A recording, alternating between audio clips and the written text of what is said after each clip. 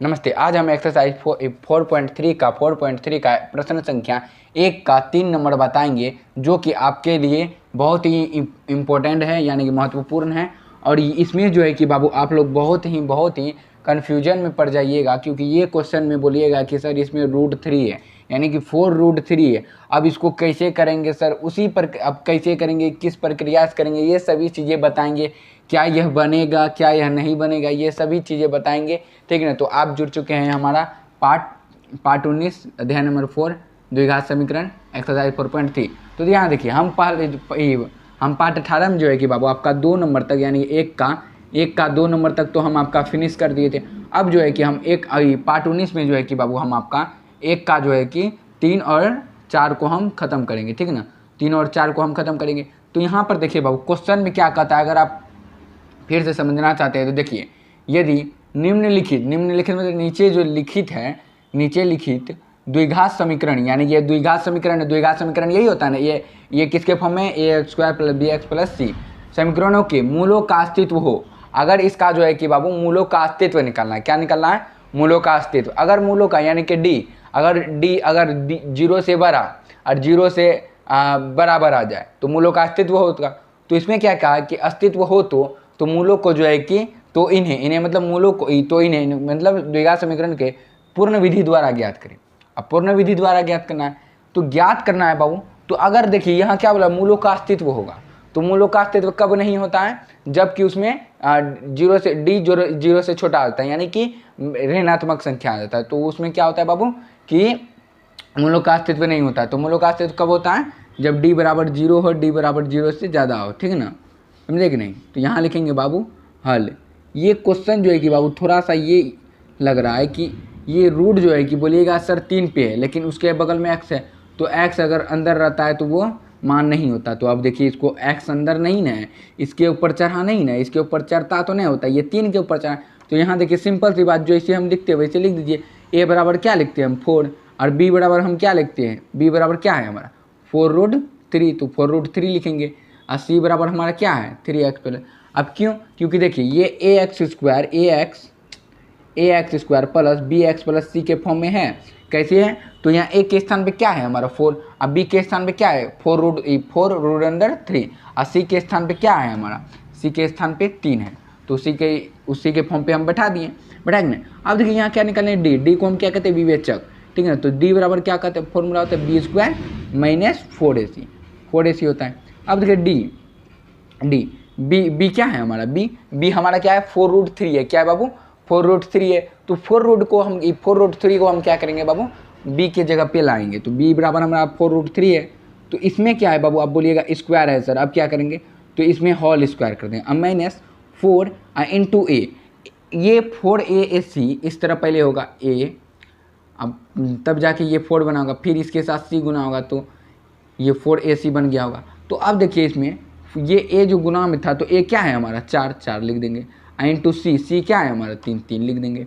अब देखिए यहाँ पर क्या करेंगे, ये स्क्वायर जो है कि बाबू ये स्क्वायर जो है कि 4 पर भी है और 3 पर भी है। ये 4 जो है कि 4√3 ये गुना में है।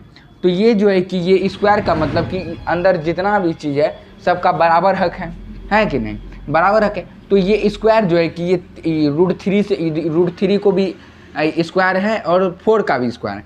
तो देखिए ये √3 स्क्वायर अगर इस तरह रहता बाबू, तो ये स्क्वायर कट जाता, यानी कि बाबू हम कर सकते हैं इसका हिस्सा, ये कह रहा है √3 कि हमको अपना हिस्सा देने दो। तो ये अपना हिस्सा ले लिया, तो ये अपना हिस्सा लेके क्या किया, अपना जो मान लीजिए अपना जो ऊपर जो रूट था उसको हटा लिया। तो अब क्या बचा, ये 4 और ये अब क्या बचा बाबू इसके पास, तो ये इस पे 4√3 पे होल स्क्वायर था, तो ये इसका जो है कि ये √3 के साथ कटा, तो ये √3 के, यानी कि अब ये स्क्वायर जो है कि 4 के भी साथ था, तो 4 का स्क्वायर जो है कि क्या होता है बाबू 16 होता है। तो 16 लिख सकते हैं इंटू क्या यहाँ क्या होगा 3 होगा। क्यों 3 होगा, क्योंकि ये √3 जो है कि अपना स्क्वायर जो है कि ले लिया था, तब जाके वो 3 हुआ, ठीक ना। अब देखिए यहाँ क्या करेंगे, यहाँ पर क्या होगा 4 16 और 16 × 3 कर दिए। अब देखिए यहाँ पर डी बराबर क्या हो गया 48 और माइनस 48, डी बराबर हमारा क्या आ गया बाबू 0, क्या आ गया बाबू 0। अब ये क्या है बाबू, मूल वास्तविक और समान है, मूलों का अस्तित्व होगा, है कि नहीं, मूलों का अस्तित्व होगा। अब देखिए इसमें क्या करेंगे, यहाँ पर क्या लिखेंगे, मूल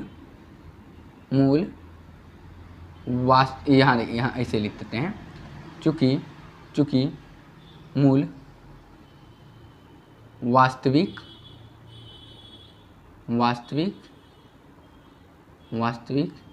एवं समान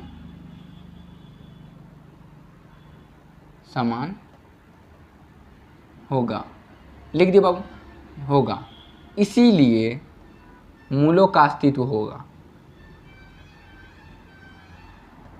मूलों का अस्तित्व होगा, हुआ कि नहीं, मूलों का अस्तित्व होगा। अब यहाँ क्या लिखेंगे, अब क्या लिखेंगे बाबू, अब डी बराबर अब हमको क्या निकालना है पूर्ण रूप से, तो यहाँ लिखेंगे x बराबर माइनस बी प्लस यहाँ नहीं यहाँ क्या होगा माइनस बी बाय 2a, और एक बार क्या होगा माइनस बी बाय 2a। इसका फॉर्मूला क्या होता है बाबू, अगर मान लीजिए कि मानते हैं यहाँ अगर d बराबर हमारा 0 आ जाता है तो इसका फॉर्मूला जो है कि यानी कि x का वैल्यू निकालना है, तो इसका जो है कि formula minus B by 2a दो बार इसको लिखा जाता है, समझे कि नहीं, समझे ना। तो इसका फॉर्मूला क्या होता है बाबू माइनस बी बाई 2a, समझे कि नहीं, समझे। अब देखिए यहाँ पर करेंगे क्या, यहाँ पर ये माइनस जो है कि b के साथ जुड़ा है, तो ये माइनस तो माइनस ही रहेगा। अब b क्या है हमारा 4√3 है, 4√3 लिख दिए। अब बाय 2 इंटू a के स्थान पे क्या है बाबू, a के स्थान पे हमारा क्या है 4 है, क्या है बाबू a के स्थान पे हमारा 4 है, तो 4 लिखेंगे, यहाँ पर 4 लिख दिए। अब देखना है बाबू हमको यहाँ पर भी इसी प्रकार होगा, तो इसको हम डायरेक्ट इस तरह लिख देते हैं, क्या 4 2 इंटू 4। अब देखिए x बराबर माइनस 4√3 बटे 4 दूनी 8 माइनस 4√3 बटे 8। अब देखिए ये 8 को क्या करेंगे, ये 8 को इस तरह से हम कटा, देखिए एक चीज़ देखिए, ये माइनस 4√3 इसके साथ गुना में होगा तो इस तरह, तो ये इस तरह 8, तो इसको काट सकते हैं, तो -2 बटे √3 नहीं माइनस √3 बटे 2 लिख सकते हैं, कोई दिक्कत नहीं। तो हम इसको काट सकते हैं, काट देंगे तो यहाँ क्या होगा 1 होगा और यहाँ 2 होगा, ठीक। तो 1 को √3 से गुना करेंगे तो क्या होगा हमारा, 1 को -√3 यानी कि x बराबर माइनस √3 बाय 2 -√3/2, यही हमारा क्या हो गया आंसर हो गया, ठीक है ना, यही हमारा क्या हो गया आंसर हो गया, ठीक।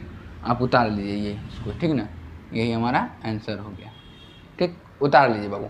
अगर आप लोग इसको उतारना चाहते हैं तो बाबू उतार सकते हैं, ठीक ना, यही हमारा आंसर हो गया। बुक में भी आपका यही आंसर दिया हुआ है बाबू।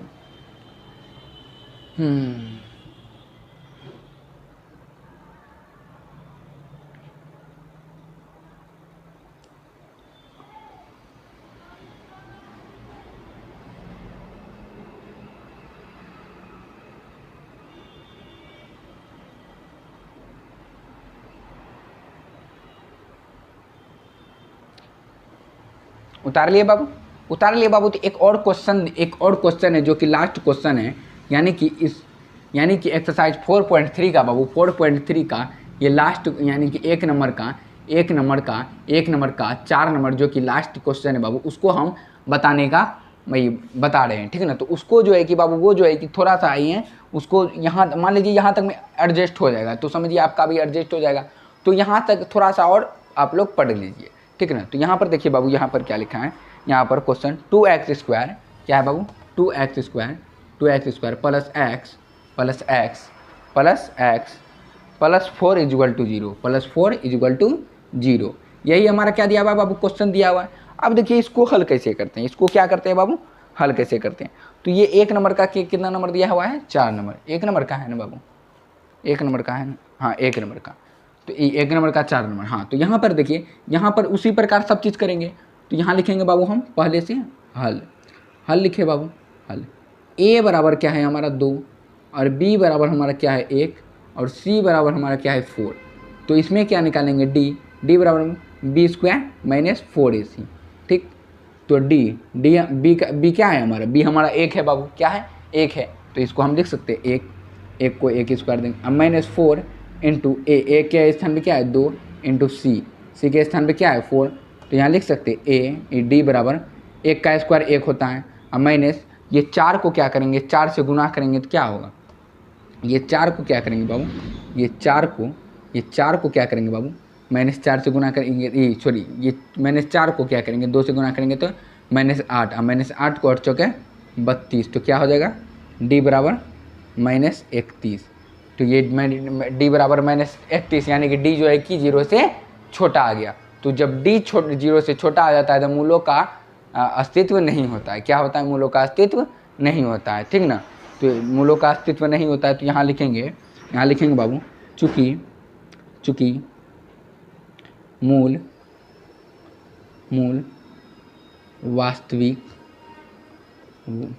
सीधा लिख देते हैं मूलों का अस्तित्व नहीं होगा, ठीक ना बाबू। चूँकि सीधा लिख देते हैं मूलों का अस्तित्व नहीं होगा, बस इतना ही लिख दिया ना, हो गया। क्या बाबू, आया समझ में बाबू, यही हमारा क्या हो गया, आंसर हो गया, समझे कि नहीं, यही हमारा आंसर हो गया। ठीक, अगर आप लोग इसको भी उतारना चाहते हैं तो बाबू उतार सकते हैं, ठीक ना, उतार लीजिए। आज हमारा क्या बाबू, एक का जो है कि हमारा एक यानी कि एक्सरसाइज 4.3 का 1 नंबर जो है कि हमारा समाप्त हो गया। अब अगले वीडियो में जो है कि बाबू हम जो है कि 3 नंबर पढ़ेंगे बाबू। क्यों, क्योंकि 2 नंबर में क्या रहा, उपयुक्त प्रश्न 1 में दिए गए द्विघात समीकरण के मूल ज्ञात द्विघात सूत्र का उपयोग करके ज्ञात किए। ये तो हम आपको करवा ही दिए थे, यहाँ पर भी बोल रहा है वही बात। तो इसको जो है कि बाबू हम छोड़ देंगे, ठीक है ना। तो आपका डायरेक्ट 3 नंबर हम आपका पकड़ेंगे, क्या